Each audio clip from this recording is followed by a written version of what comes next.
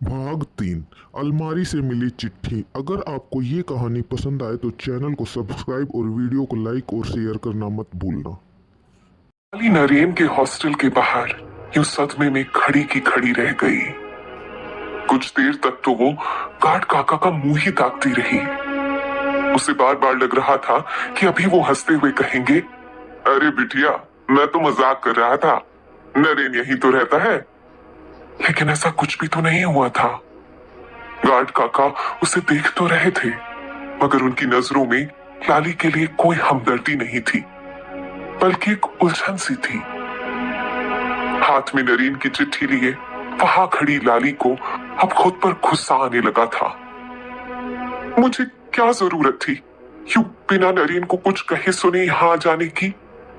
उसे अगर मेरी ऐसी किसी मंशा का पता होता तो शायद वो मुझे कम से कम एक बार मिल तो लेता। फिर खुद ही अपनी बातों का जवाब देने लगी, लेकिन क्या पता, ये भी तो हो सकता है कि वो इस हॉस्टल में ना सही पर यहीं कहीं आसपास रह रहा हो। ये ख्याल आते ही लाली को एक बार फिर से एक आस सी जग गई। उसने एकदम से गार्ड काका की नजरों की परवाह किए बगैर वहां पास बने एक सीमेंट के बेंच पर अपना बैग रखा, फिर खुद भी बैठ गई।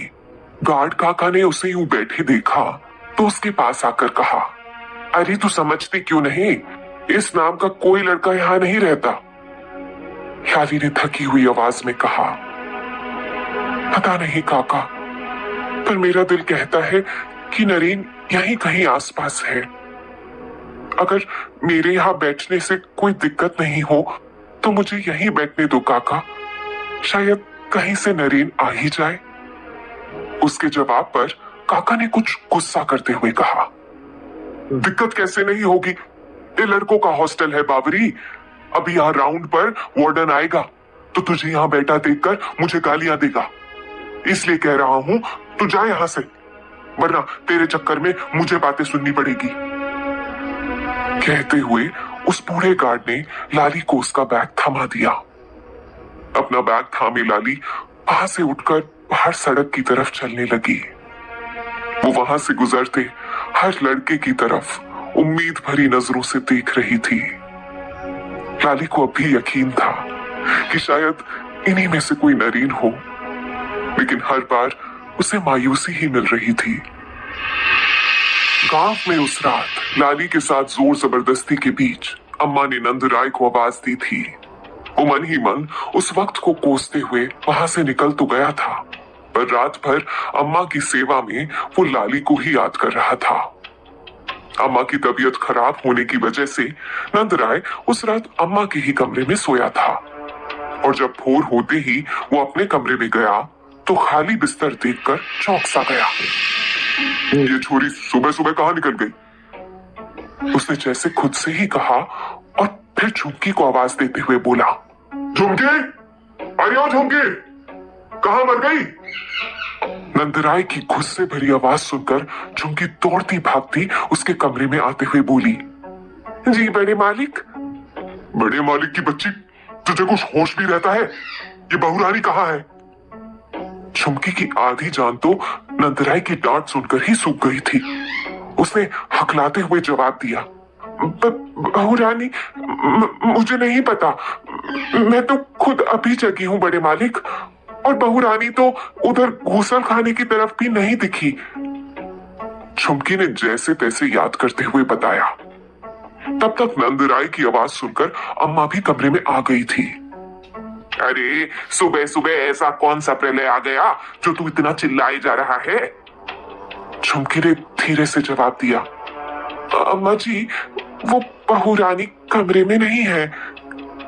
अम्मा ने झुंझुलाते हुए कहा, अरे कहां जाएगी मुई, यहीं कहीं होगी। बेकार में ही पूरे घर को सिर पर उठा लिया है सुबह सुबह। लेकिन न जाने क्यों नंदराय को अम्मा की बात से तसल्ली नहीं हुई। उसने झुमकी की तरफ मुड़ते हुए कहा, देख जाकर, वो यहां नहीं है तो कहां गई। कुछ ही देर में पूरे घर में हल्ला मच गया था। लाली का कहीं कोई पता नहीं चल रहा था। नंदराय अपने कमरे में बैठा यही सोच रहा था कि आखिर लाली कहां जा सकती है। पहले ही उसे कल रात की बेचैनी अब तक परेशान कर रही थी, और फिर अब तो लाली कहीं गायब ही हो गई थी।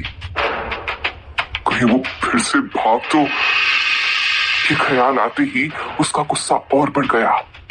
वो गुस्से में तिलमिलाता हुआ बाहर आंगन में चहलकदमी कर रहा था। तभी थोड़ी देर बाद हाफते हुए एक नौकर आया और नजरें झुकाए हुए बोला, बड़े मालिक, हमने आसपास का चप्पा चप्पा छान मारा, मगर बहू रानी का कहीं कोई पता नहीं चला। ये खबर नंदराय पर जैसे पहाड़ की तरह टूट पड़ी थी। उसने एकदम से नौकर का गिरेबान पकड़ लिया और गुर्राते हुए बोला, मैं तेरी जान ले लूंगा। एक 16 साल की लड़की नहीं ढूंढी जा रही तुम लोगों से। वहीं अम्मा ने जैसे ही पूरी बात समझी, नंदराय के हाथों से उस नौकर का गिरेबान छुड़ाते हुए बोली, तू जा यहां से। फिर नौकर के जाने के बाद नंदराय की तरह गुस्से से बोली, अपनी कमी का ठीकरा दूसरों के सिर ना मढ़ते नंद। तू उसका गिरेबान क्यों पकड़ रहा है? खुद तुझसे तो सब्र ना हुआ। अरे मैं कहती हूं, जब इतने सालों से औरत के साथ को मना करता रहा तो अभी ऐसी क्या हड़बड़ी मच गई थी तुझे? और वो कोई खेली खाई औरत ना थी जो तेरी बातें बर्दाश्त कर जाती। जवान गरम खून था उसका, निकल गई। इसलिए अब लकीर पीटने से अच्छा है ये सोच कि गांव पंचायत में इज्जत डूबने से कैसे बचाई जाए। कोई भी जुगत लगा, ये बात सब जगह फैलने से पहले लाली घर में होनी चाहिए। नंदराय अम्मा के ताने उल्हाने सुनकर तिलमिला तो गया, लेकिन उसे भी अम्मा की बात सही लगी कि अभी कुछ भी करने से ज्यादा जरूरी ये है कि लाली को वापस घर लाया जाए। वो तेज तेज चलते हुए अपने कमरे में पहुंचा। सबसे पहले तो ये पता लगाना होगा कि आखिर वो अपने कौन से यार के पास भाग कर गई है।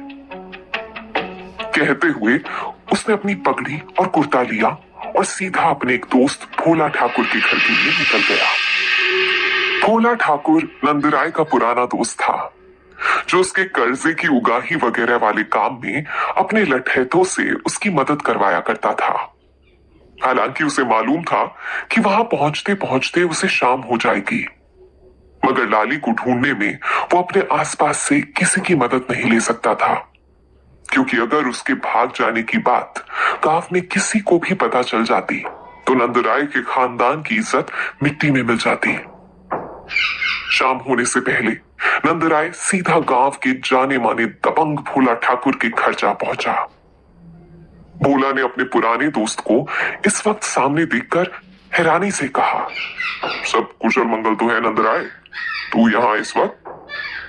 कहते हुए उसने पास ही रखी कुर्सी पर नंदराय को बैठने का इशारा किया। नंदराय ने बैठते हुए कहा, बात ही कुछ ऐसी थी भोला, एक काम सौंपना था तुझे, मगर बस किसी और को इसकी खबर ना हो।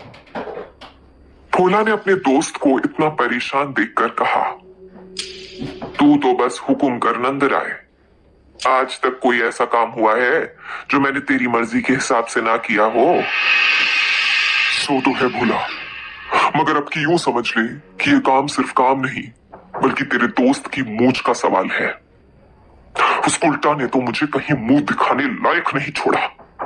तू बस किसी तरह उसे ढूंढ निकाल, मुझे वो बदचलन लड़की वापस अपने घर में चाहिए। नंदराय का गुस्सा ऐसा लग रहा था जैसे अभी अगर लाली उसके सामने आ पड़ जाती तो वहीं उसकी बोटी बोटी अलग कर डालता।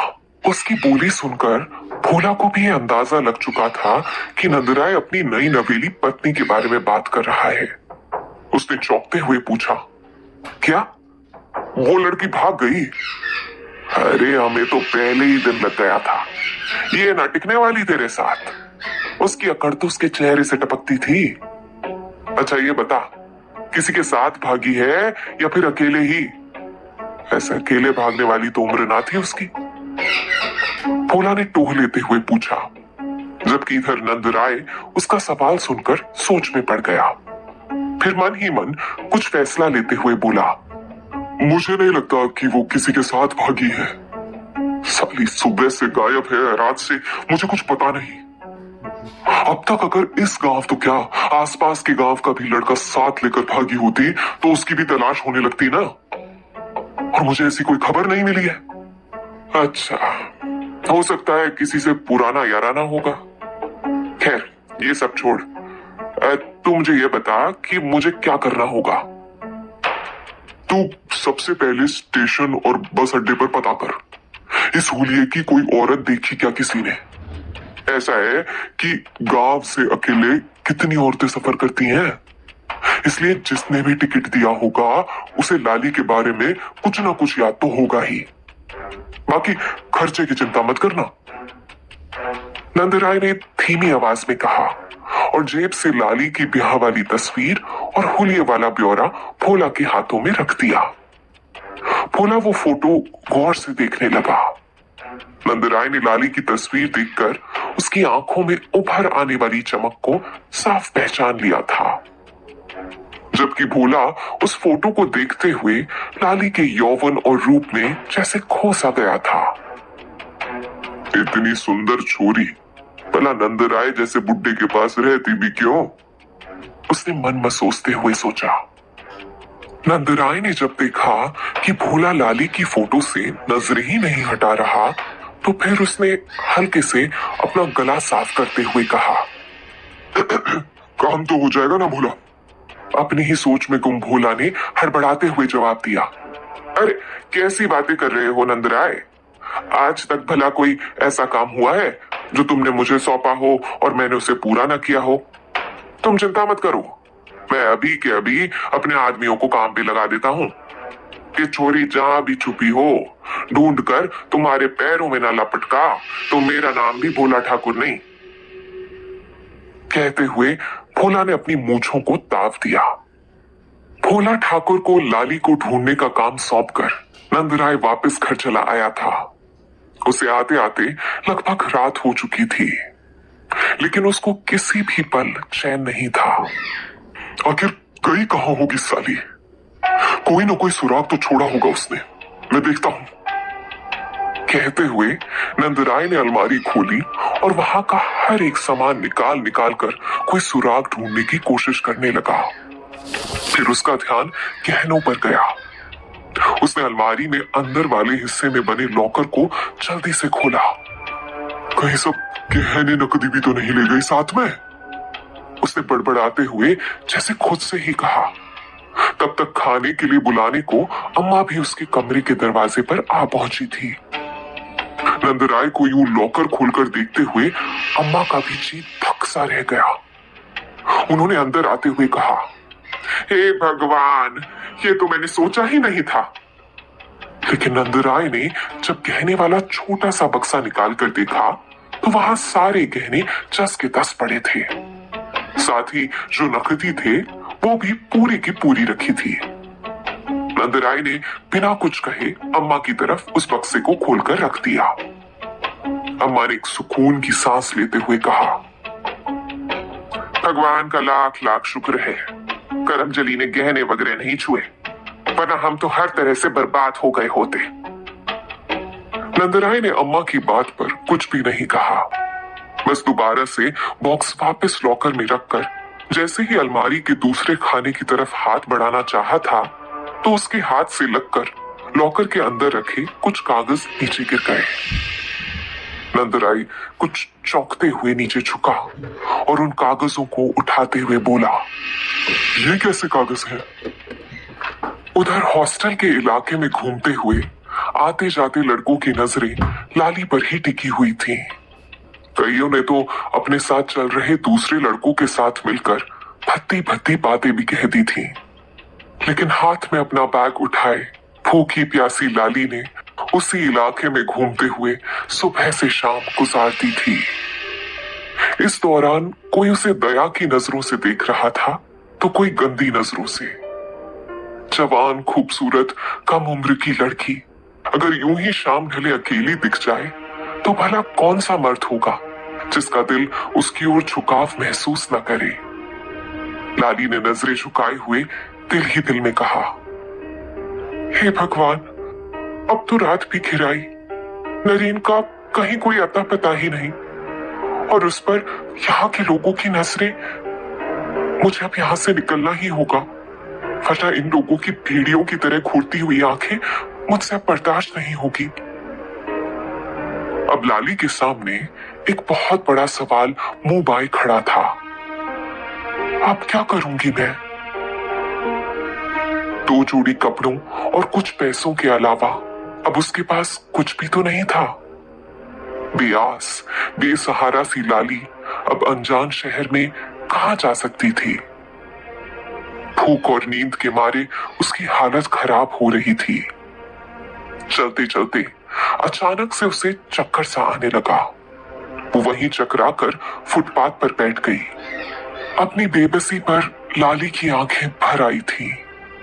तभी उसे अपने कंधे पर पीछे से एक हाथ महसूस हुआ और आवाज आई, वो नहीं आएगा, तू यहीं भटक भटक कर मर जाएगी। लाली चौंक कर पीछे पलटी तो उसके सामने उजड़े और बिखरे बालों वाली एक बूढ़ी औरत थी। लाली ने घबराते हुए अटक अटक कर पूछा, कौन नहीं आएगा? बूढ़ी माई ने हंसते हुए कहा, सोहन, मेरा बेटा सोहन।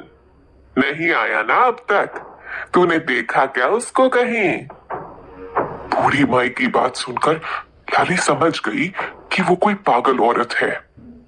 लाली ने अपना बैग उठाया और वहां से चलने को हुई, लेकिन अचानक से उस पागल औरत ने उसका हाथ पकड़कर कहा, इतनी रात गए कहां जा रही है? वो लोग तुझे नहीं छोड़ेंगे। मैं पागल नहीं हूं, डर मत मुझसे। लाली ने भी जब उस माई के कहने पर आसमान की तरफ देखा तो एक पल को डर सी गई। वाकई इस वक्त कहीं भी निकलना खतरे से खाली नहीं था। बाहर कोई भेड़िया टकराए उससे बेहतर है कि मैं ये रात यहीं इस पागल माई के पास गुजार दूं। तब तक वो पागल औरत बड़बड़ाती हुई वहीं लगे मैले से बिस्तर पर सो चुकी थी। लाली ने एक नजर उस बूढ़ी माई को देखा और कुछ कहे बगैर वहीं उसके पास एक कोने में लेट गई। न जाने वो कौन सा पहर था जब किसी की आहट पाकर लाली की आंख खुल गई। वो नींदी आंखों से उसने देखा कि नंदराय आग उगलती नजरों से उसकी तरफ देखे जा रहा है। वो जब तक कुछ कह पाती तब तक नंदराय ने हाथ में पकड़ा गड़ासा उठाया और उस पर एक मजबूत वार कर दिया। लाली एकदम से चीख कर उठ बैठी। उसने घबराकर आसपास देखा तो वहां कोई नहीं था। माथे पर उभर आई पसीनों की बूंदों को हथेली से पहुंचते हुए उसने एक गहरी सांस ली और बुदबुदाई, हे भगवान, कितना भयानक सपना था।